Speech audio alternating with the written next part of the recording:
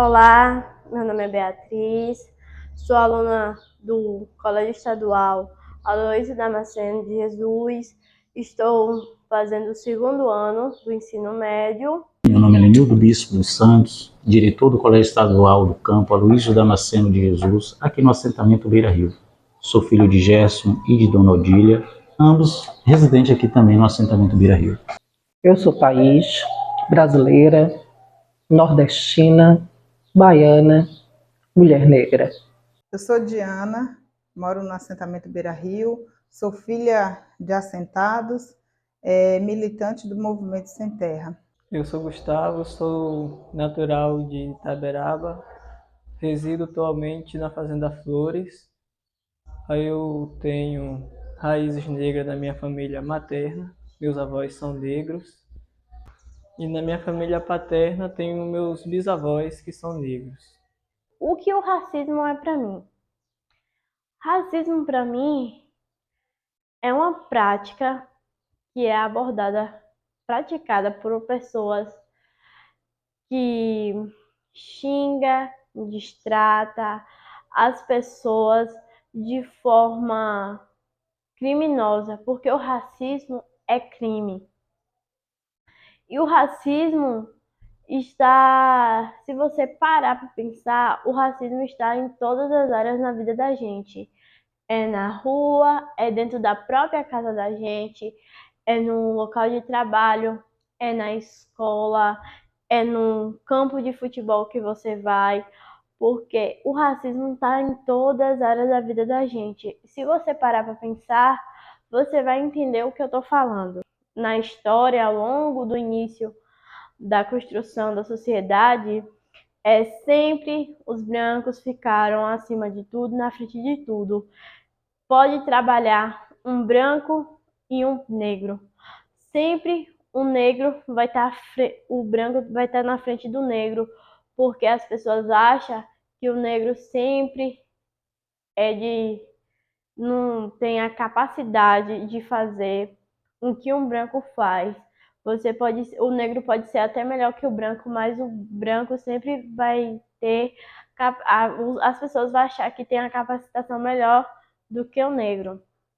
Um acontecimento que aconteceu na minha vida e ficou muito marcado ao longo desse tempo, que eu moro aqui no assentamento Beira Rio. Logo quando eu cheguei aqui, eu entrei na escola, como qualquer pessoa normal faz, qualquer criança normal faz. E então, aqui pra mim era tudo novo, a escola, pessoas, era tudo novo pra mim, eu estava passando pelo momento de adaptação da minha vida. Então, logo na entrada da escola, tinha um grupo de pessoas já achando estranho por conta de uma pessoa nova chegando, comentando. E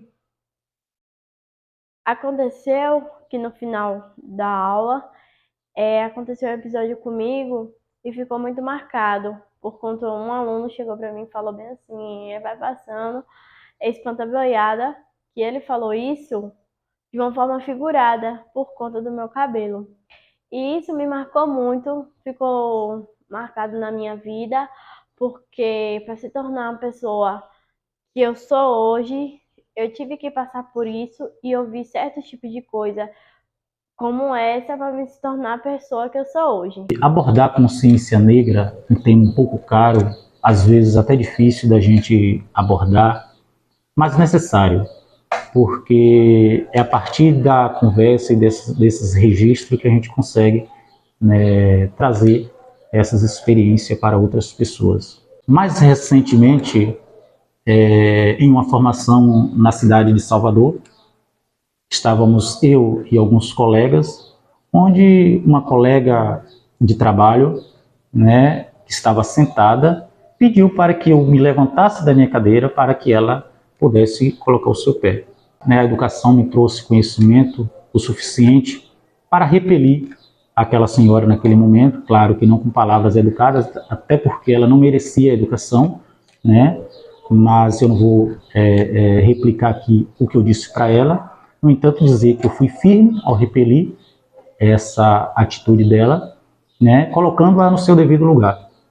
No entanto, a gente percebe que essas situações são situações que pode ser vivida de maneira individual, mas a maioria dos preconceitos são institucionalizados, né? São situações de instituição, na verdade. Ser negro no Brasil não é fácil, né? Ser negro no Brasil é estar à margem da sociedade, sempre ter que provar, né, situações onde outras pessoas ditas brancas não precisam provar nada. Então, ser negro é isso. A gente precisa provar a cada dia o quão capaz nós somos de realizar qualquer atividade. Ao pensar sobre como começar esse vídeo, esse relato, essa contribuição aqui no documentário, eu fiz uma opção intencional por assumir esses marcadores para essa introdução, para essa autoapresentação, porque penso que uma das questões importantes quando a gente se propõe a discutir um tema dessa envergadura, um tema como a educação antirracista, de antemão nós revisitarmos e compreendermos os nossos próprios processos identitários, né? Quem nós somos como sujeitos, quem somos como pessoas, onde estão fincados os nossos pés, que história é essa da qual todos nos originamos e a qual todos seguimos cotidianamente escrevendo. Então, ao me assumir brasileira, eu penso que isso me remete a entender o lugar dessa discussão racial num país como o Brasil, né? Me auto-perceber como mulher negra, brasileira, nordestina, baiana, me faz olhar no retrovisor da história para poder compreender um pouco os passos que me fizeram chegar até aqui. E não há como dar passos além apenas com boas intenções. É preciso que haja de fato ações, é preciso que se estruturem de fato diálogos e mais do que isso, né? Atitudes concretas, ações concretas na direção do combate ao racismo estrutural dentro das nossas casas, dentro das nossas escolas, em todos os meios, espaços, né, e tempos sociais com os quais nós interagimos. E a educação é uma das grandes vias, né? Eu não diria a única, porque também, como nos faz lembrar Paulo Freire, sem educação, se a educação sozinha não muda a sociedade, sem ela tampouco a sociedade vai mudar, mas certamente a educação ela é uma das grandes e importantes vias através das quais essa realidade pode ir sendo progressivamente se transformada em uma outra realidade, né? Mais justa, de fato mais equilibrada, né? Que de fato colabore para a inclusão de todas as pessoas. E a gente não pode fazer isso sem conhecimento. Nós vivemos em uma sociedade onde 70% da população ela é negra, né? E nós sofremos diariamente o preconceito racial. Historicamente, a desigualdade racial é uma das causas, né, da desigualdade social no mundo, no planeta, né, no modo geral. Então, nós que somos negros, temos que estar sempre nos afirmando nos espaços, né, enquanto negros, temos que estar sempre pautando os nossos direitos, porque a gente vive numa sociedade onde o preconceito ele predomina, né? E predomina nos espaços institucionais. E o preconceito ele está também no ambiente de trabalho, né? A gente percebe que na maioria das vezes quem assume os cargos de chefias são pessoas da pele branca, né? Por mais que o negro ele estudou, ele se formou, se qualificou ali naquela área, mas quem assume os cargos, né, são aquelas pessoas da pele branca. Então, é um preconceito, né, racial velado, mas que está aí, existente, né, na nossa sociedade. E eu sou mãe negra, tenho uma filha que tem uma pele clara e sofri um preconceito há pouco tempo, que esse me chamou a atenção, assim, porque eu estava indo viajar e aí o motorista do ônibus pediu a minha identidade e a da minha filha para comparar, para ver se realmente eu era a mãe dela, né? Porque quando ele olhou ela com a pele clara, cabelo claro e me viu assim com a pele negra, aí ele imaginou que ela não fosse minha filha. E assim em outros espaços também, quando eu estou com ela, que ela me chama de mãe, a gente percebe o olhar das pessoas ali em volta, né, dizendo assim, oxe, ela é a mãe dessa criança, né, como se, não, ela está mais para ser a babá, né, do que a mãe. Então, assim, são esses tipos de preconceito que a gente vivencia no dia a dia, né, e que muitas vezes isso causa um impacto muito grande, né, na vida da gente, porque a gente acaba ficando ali com o psicológico meio abalado, né, por sofrer esse tipo de preconceito. Os negros no Brasil são os que sofrem mais homicídios e são os que mais são mortos por policiais. Se vamos em uma loja, se entrar um negro e um branco, aquele que será mais visado será o negro, por conta da sua cor de pele. Infelizmente, por ser mulher hoje em dia na sociedade e negra, elas sofrem preconceito triplo por ser negra, mulher e pobre. Essas são uma das dificuldades que o nosso país ainda enfrenta, pois se a própria estrutura social é racista, se não fizermos nada para combater a desigualdade social, ela continuará e perpetuará na nossa nação. Na sociedade, são poucas as pessoas negras que ocupam cargos superiores, como de presidente de grandes empresas, de gerente. Geralmente, o negro sempre está a ocupar serviços domésticos.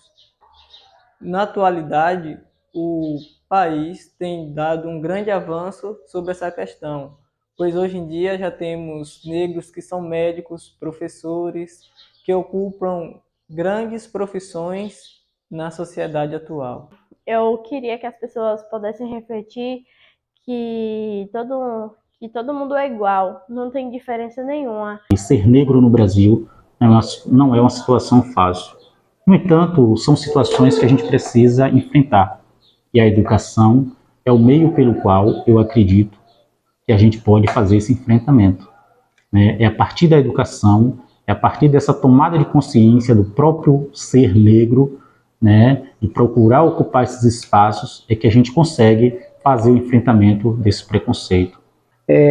O nosso entendimento é que essa precisa se constituir em uma discussão que se dê e que perpasse o trabalho escolar ao longo do ano inteiro, né? Quer dizer, dentro da escola e fora dela também, né? Como se trabalha, como se empreende esforços, né? Intencionais e com muita clareza em torno desse objetivo, que é de criar uma consciência, né, de criar, de fato, uma nova percepção a respeito deste assunto, né, das questões raciais, que nos envolve a todos no nosso cotidiano, porque, como nos ensina Silvio Almeida, que é um outro grande intelectual, né, reconhecidamente, notadamente, um dos grandes intelectuais no Brasil que tratam dessa questão do racismo estrutural, o racismo é uma questão estrutural, né? Mais do que isso, né? É uma questão estruturante das nossas relações, né, sociais, das nossas ações, das nossas escolhas, desde as questões mais imperceptíveis do dia a dia, né?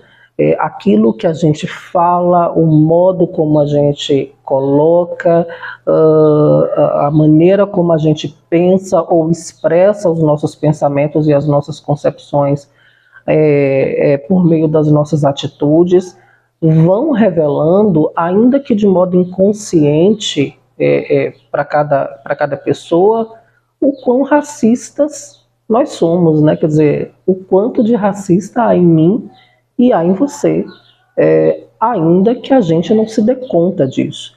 Eu acho que a nossa luta, ela tem que ser diária, todos os dias, para que a gente, enquanto negro, nos reafirmamos nessa sociedade preconceituosa que existe. A gente precisa também defender os nossos direitos. Existe aí o movimento negro que sempre está em luta, em batalha, né, para que nós possamos ter direito nessa sociedade. Já conquistamos várias coisas, mas ainda assim é preciso a gente continuar lutando e batalhando para que dias melhores venham para todos nós. Respeito não tem cor, tem consciência. Racismo não deve ser discutido, deve ser combatido. Como disse Nelson Mandela, ninguém nasce odiando uma pessoa por sua cor de pele, sua origem ou sua religião. O amor chega mais rapidamente ao coração que ao contrário, que é o ódio.